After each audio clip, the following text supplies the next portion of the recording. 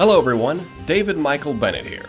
I play the Spine in Steam-Powered Giraffe, the band who pretends to be robots. You've heard of us if you're subscribed to our YouTube channel. I have some very exciting announcements on this video. This is the first video in a series of videos that Bunny, Sam, and I will be doing all the way up until our newest show in San Diego, California. That's right. We finally have an album release show in San Diego. It's actually the first show for Vice Quadrant, and we'd love for you to join us. January 16th.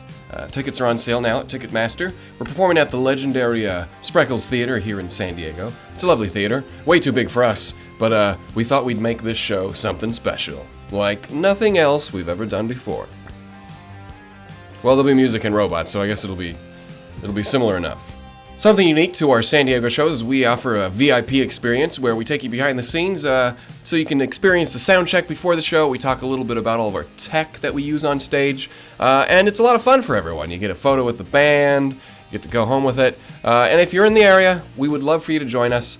Check the details below. There's links and all that good stuff. So what we're going to do, Bunny, Sam, and I, is talk about Vice Quadrant, how it got started, and the individual songs on the album itself. This video is video number 14, so we'll be counting backwards from 14 all the way to 1. And then after we're done with the videos every day, we will have the show. Now, the Vice Quadrant album was actually something that Bunny and I had an idea for way back when we were doing the zoo. At the time, we hadn't even started recording our second album yet. It would later become 2 Cent Show, but at the time we wanted to do the Vice Quadrant. However, we realized that, we only had one album out. It was 2 years since our last album came out at the time. So we thought, it's probably best if we put some more of the songs that we've been performing live on another album.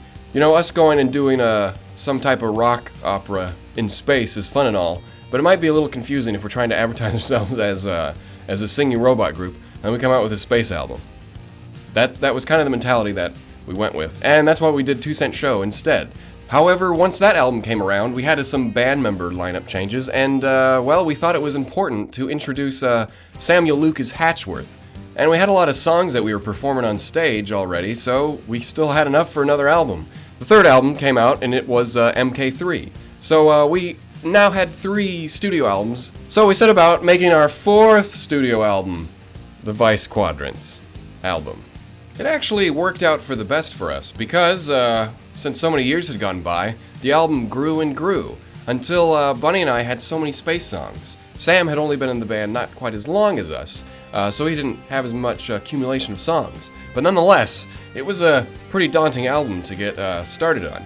Once recording was underway, it took us another year or so to finish the album. But we had started working on most of it 2 years prior. Some of the recordings were actually used on the album from 2 years ago. The first song that was actually recorded for Vice Quadrant was the second song that was on the album. It was called On a Crescendo. Now this song was one I wrote myself. By the way, we'll be talking about these songs in the order kinda that they were on the album, but then in the order of who's talking about them. So pretty much the person who made the song or wrote it is going to be talking about it. Anyways, so my song was On a Crescendo, and it was the first one that we recorded. I recorded it actually 2 years ago.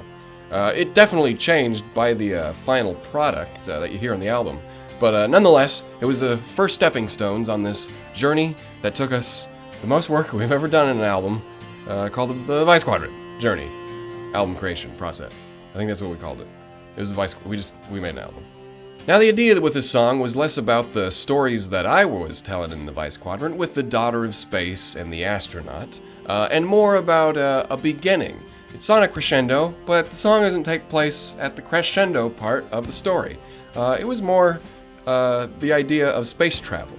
It was how man was in whatever universe we were creating, was setting off into the stars, and the idea being that and I don't know if you saw this, but the astronaut that, becomes all evil and stuff in the story. Spoilers!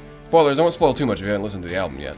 But anyways, he becomes a little evil, and he's a little kid in this song. It's not sung specifically about the child, but if you look at the artwork, here that Samuel Luke drew, you can see the idea that he's on his he's with his father, and he's a little kid. Let's just appreciate that for a little bit.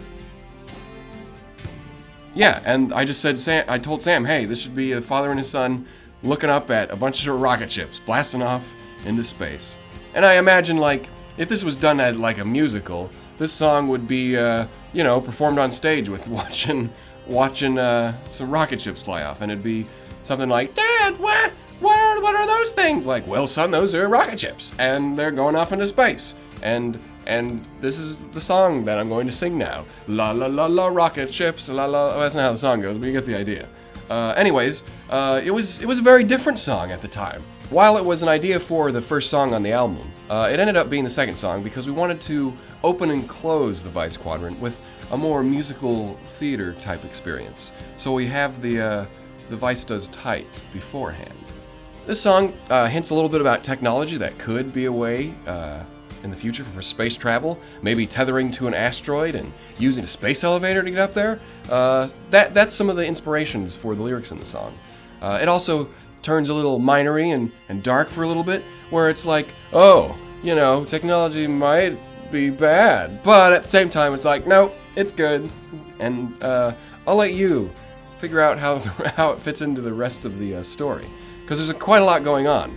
But the overall emotion and theme, well, that's where you can write your essay on at your school. If you still go to school. Well, that's the end of this video memory for Vice Quadrant, but don't forget to tune in every day up until the show date to see a new video. We've got, let me check this. We've got Bunny talking about the Vice Does Tight and Starburner tomorrow. That's memory number 13. Tune in then, and remember, look for the show tickets information down below and come see the robots live in San Diego at the Spreckles Theater. Until next time,